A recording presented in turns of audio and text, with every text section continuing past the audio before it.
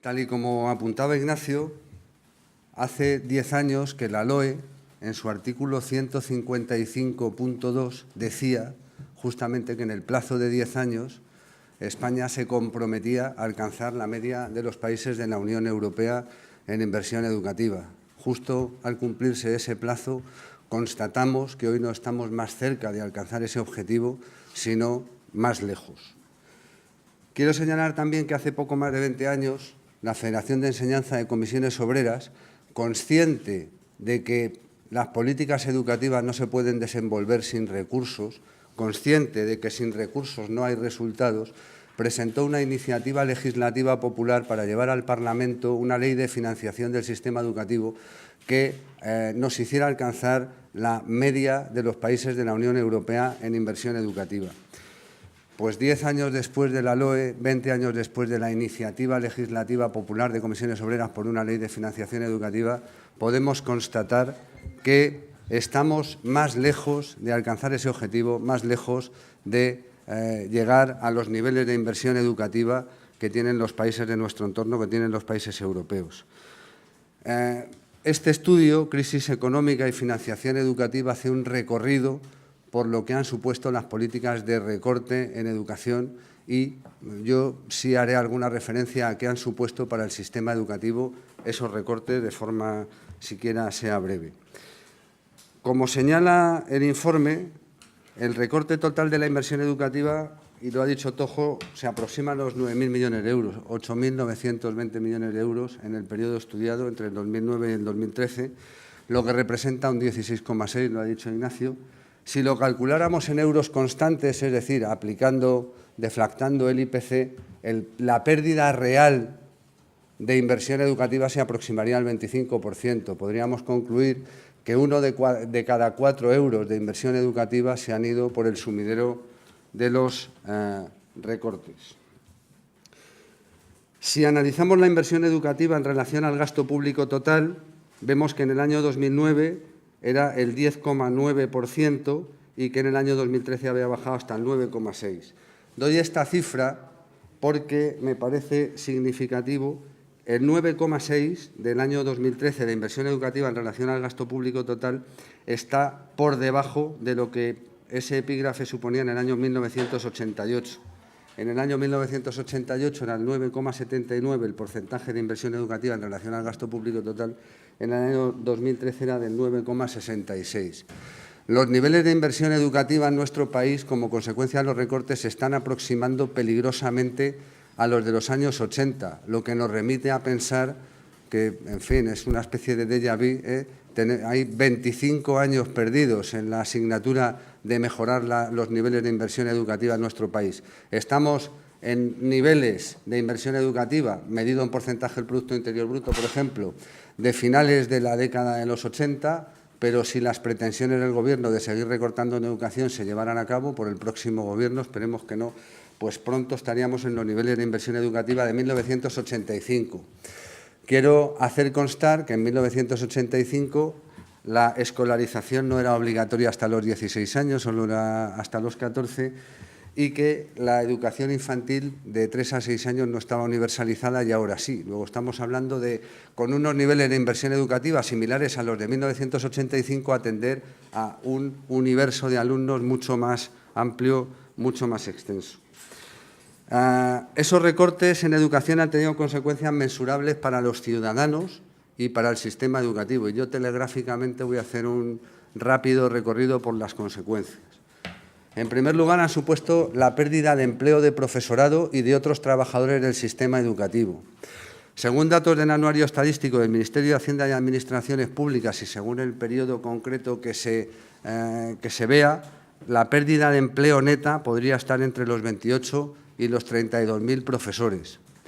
Esos 28 a 32.000 profesores que se han perdido como consecuencia de los recortes tienen luego efectos sobre la calidad de la enseñanza y sobre la equidad, que repasaré.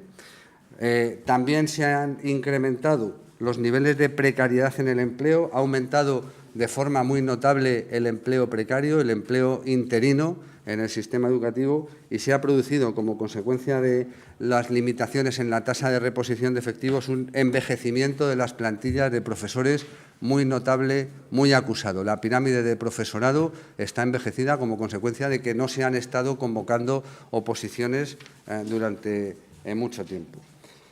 Además, esa pérdida de empleo ha tenido consecuencias sobre las medidas compensatorias y que se llaman de atención a la diversidad del alumnado. Se han perdido desdobles en lengua y en matemáticas, atención a alumnos con asignaturas pendientes, horas de biblioteca, de tutorías con alumnos. Es decir, todas aquellas medidas que el sistema educativo desplegaba para garantizar el éxito escolar de todos los alumnos, pues muchas de esas medidas se han perdido y hoy el sistema educativo no puede hacer lo que hacía hace 5 o 6 años por los alumnos que tenían más dificultades, lo que puede redundar en el incremento del fracaso escolar.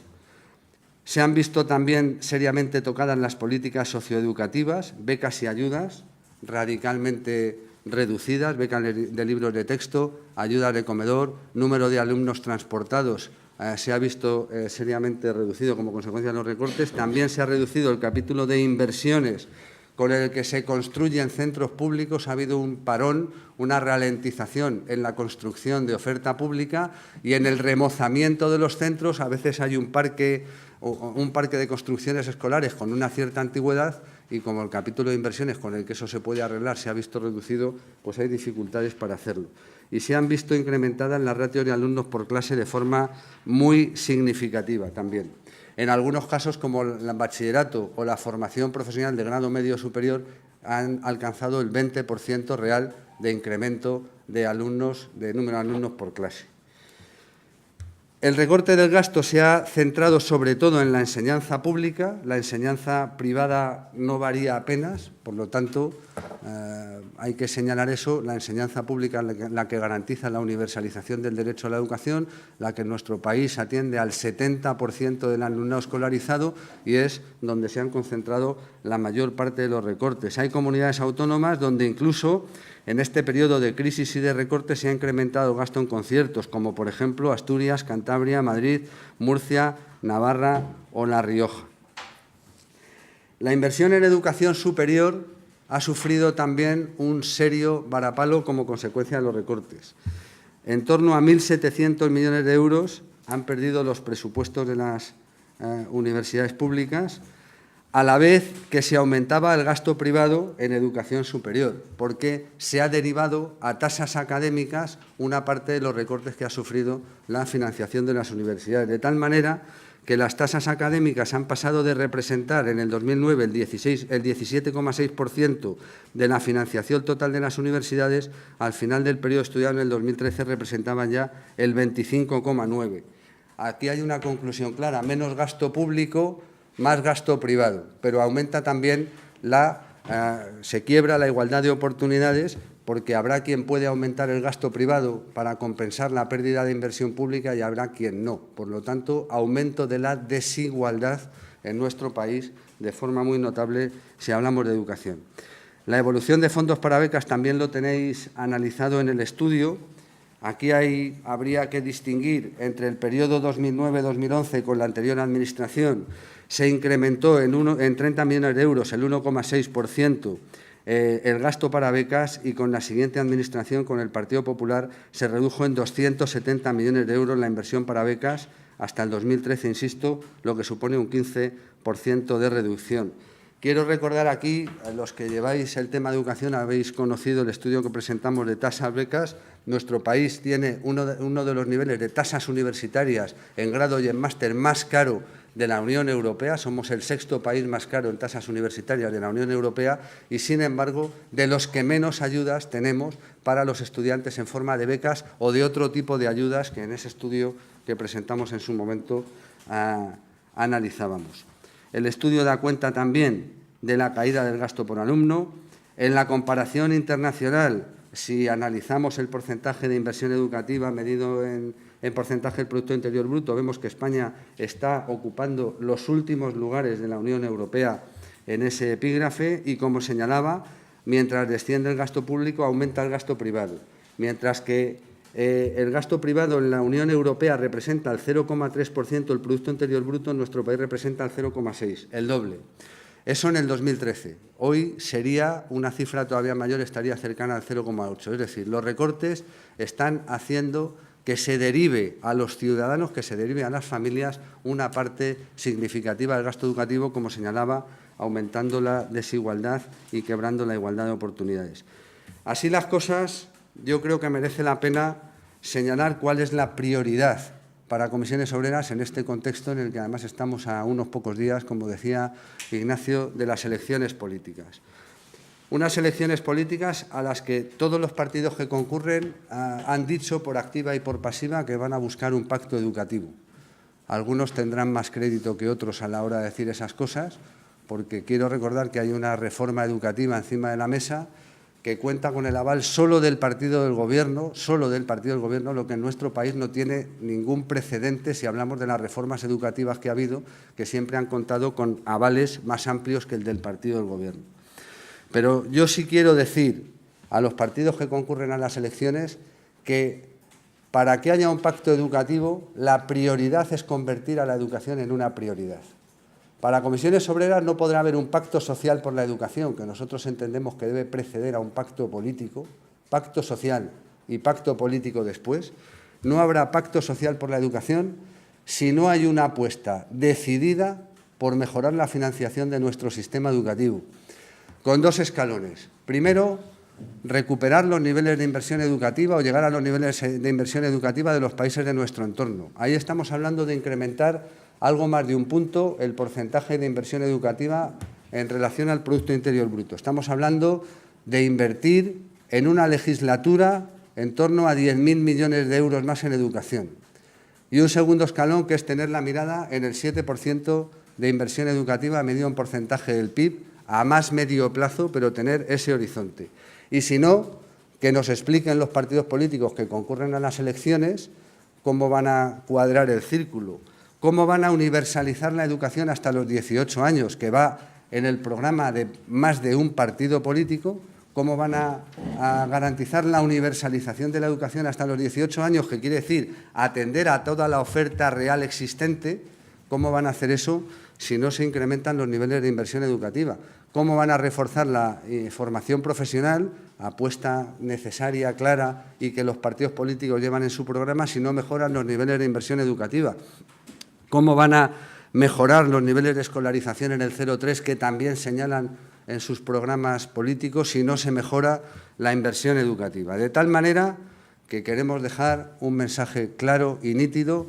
Queremos que se hable de educación más en la campaña, nos parece que la educación debería estar más presente, pero en todo caso queremos que los partidos políticos se comprometan a mejorar los niveles de inversión educativa en nuestro país, porque para termino como empecé, sin recursos no hay resultados. Todas las evaluaciones internacionales indican que los países que menos invierten en educación solo pueden aspirar a tener resultados mediocres o malos. Es verdad que hay países que invierten por encima de la media y que el gasto, que la inversión no es eficiente y que no obtienen buenos resultados. Pero es seguro que los que no invierten están en la parte baja de la tabla. Los datos más significativos desde nuestro punto de vista del informe no aparecen en Internet, son los únicos que no aparecen en Internet. Aparecen aquí, en un documento del Ministerio que se llama Estadística de Gasto Educativo en España 1985-1994, porque desgraciadamente para encontrar dónde estamos situados hay que buscar datos de hace más de 25 años. Esta hoja la tenéis, si la miráis, si tenéis la curiosidad de darle la vuelta a la hoja que se ha entregado, la que tiene esta carátula. La gravedad es que sí estamos en el 4,36% de Producto Interior Bruto en educación y nos ponemos a buscar cuándo estábamos en el 4,36% de Producto Interior Bruto destinado a educación, pues nos tenemos que remontar a 1990. Y si se estudia lo que representa el gasto educativo en relación con el gasto público total, también hay que remontarse a esos años, 1988-1990. Lo trascendente no es que sea una cifra de hace 25 años. Lo trascendente es que en 1990 es el año de publicación de la LOCSE, y la LOCSE era quien decía que la escolarización obligatoria se incrementaba hasta los 16 años. Ahora se está hablando de los 18.